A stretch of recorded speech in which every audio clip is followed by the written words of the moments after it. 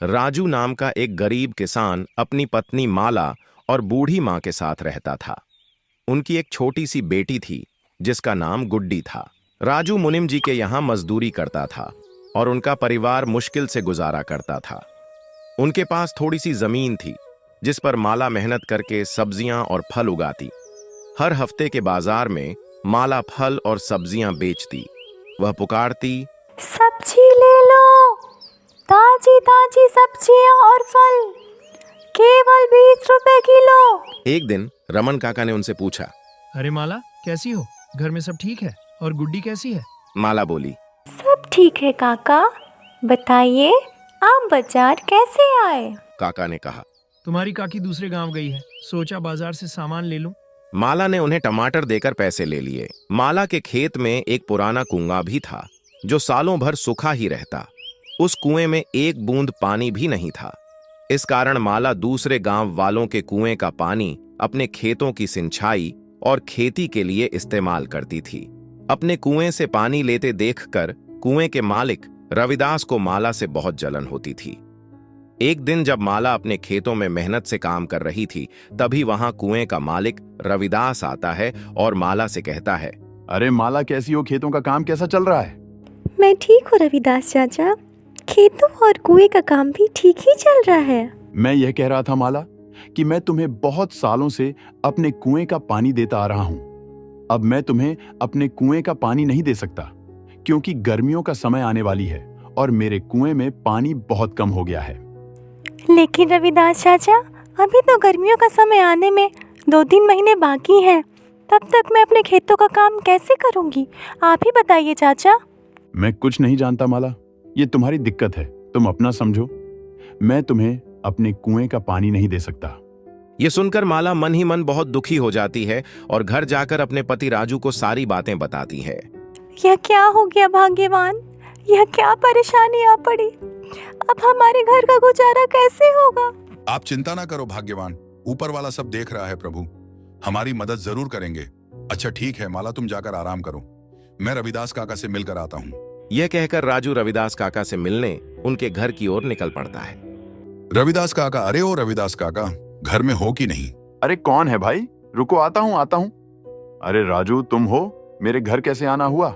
रविदास काका, मुझे माला ने बताया कि आपने हमें कुएं का पानी देने से मना कर दिया। हाँ राजू, यह बात सच है कि मैंने माला को अपने कुएं का पानी लेने के लिए मना कर दिया। ऐसा क्या हो गया रविदास काका? देखो राजू, मैं तुम्हें कई सालों से अपने कुएं का पानी देता आ रहा हूं और इस बार गर्मियों का समय आने वाली है। इस कारण मेरे कुएं का पानी बिल्कुल सूख कर कम हो गया है। अगर मैं तुम्हें अपने कुएं का पानी देता हूं तो मुझे गर्मियों में बहुत परेशानी होगी। लेकिन रविदास काका, अभी तो गर्मियां आने में 2-3 महीने का समय है, तब तक मेरे खेतों का क्या होगा? मैं कुछ नहीं जानता। सब मैंने माला को भी कहा था कि यह तुम्हारी समस्या है। मैं तुम लोगों को अपने कुएं का पानी नहीं दे सकता। राजू रविदास काका को कुएं का पानी देने के लिए मनाने का बहुत कोशिश करता है, लेकिन रविदास नहीं मानता है। फिर राजू दुखी होकर थक हार के अपने घर की ओर निकल पड़ता है। क्या हुआ? रविदास काका ने क्या कहा? माला, रविदास काका ने पानी देने से मना कर दिया। कह रहे थे अगर मैं तुम्हें पानी देता हूँ तो मुझे गर्मियों में बहुत परेशानी होगी। पानी के बिना क्या होगा भाग्यवान? हमारे सारे खेत तो सूख जाएंगे और हमारा गुजारा कैसे होगा? अच्छा, वह जो हमारा पुराना कुआं है उसको खुदवाने में कितना खर्च लगेगा? भाग्यवान, 0 तो लग ही जाएंगे। अरे, हमारे पास तो इतने पैसे हैं ही नहीं। अच्छा, अगर मैं खुद से ही कुएं को खोद दूं? तो आप क्या कर लेंगे? हाँ, अब कुआं मिस्त्री कर लेगा तो मैं क्यों नहीं कर लूंगा। अच्छा भाग्यवान, कल सुबह सुबह दोनों कुएं के पास चलेंगे। भाग्यवान जाओ, मुझे बहुत भूख लग रही है। जाओ जाओ, घर में जो कुछ भी है वह फटाफट लेकर आओ। इतने ही बीच में उन्हें एक आवाज सुनाई देती है। यह किसकी आवाज है? दोनों बाहर निकलकर देखते हैं तो एक साधु महाराज उनके घर के बाहर भिक्षा मांगने के लिए खड़े होते हैं। जो कुछ भी घर में हो, चावल, गेहूं, बाजरा, दाल, वह मुझे दे दो बेटा। अरे साधु महाराज, हम सब पहले से ही इतने गरीब हैं, हम जैसे तैसे करके अपना जीवन गुजार रहे हैं, ऐसे में हम तुम्हें कहां से दान दें? राजू की स्थिति देखकर बाबा जी समझ चुके थे और बोले, कोई बात नहीं बेटा, कोई बात नहीं। ठीक है बेटा, अब मैं चलता हूँ, किसी और के घर में भिक्षा मांगकर खा लूंगा। अरे माला, हमारे घर में बाबा को देने लायक कोई भोजन है क्या? केवल थोड़े से चावल थे जो तुम्हारे लिए बचाकर रख दिए थे। अगर वो बाबा को दे देंगे तो तुम्हें भूखा रहना पड़ेगा।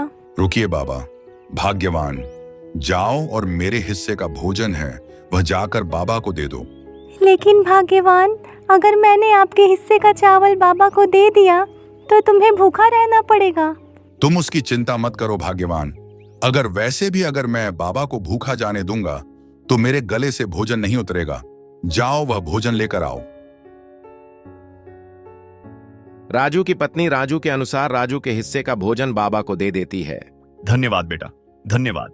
भले ही तेरे अभी बुरे दिन चल रहे हैं, मगर ऊपर वाला सब देख रहा है। वह एक दिन तेरी अवश्य सुनेगा। फिर अगले दिन सुबह सुबह दोनों राजू और उसकी पत्नी माला अपने कुएं की खुदाई करने अपने खेत की ओर चल देते हैं। देखो माला, देखो हमारे कुएं में तो एक भी बूंद पानी नहीं है। हाँ भाग्यवान, प्रभु हमारी कौन सी परीक्षा ले रहे हैं। फिर राजू कुएं में नीचे उतरकर कुएं की खुदाई शुरू कर देता है।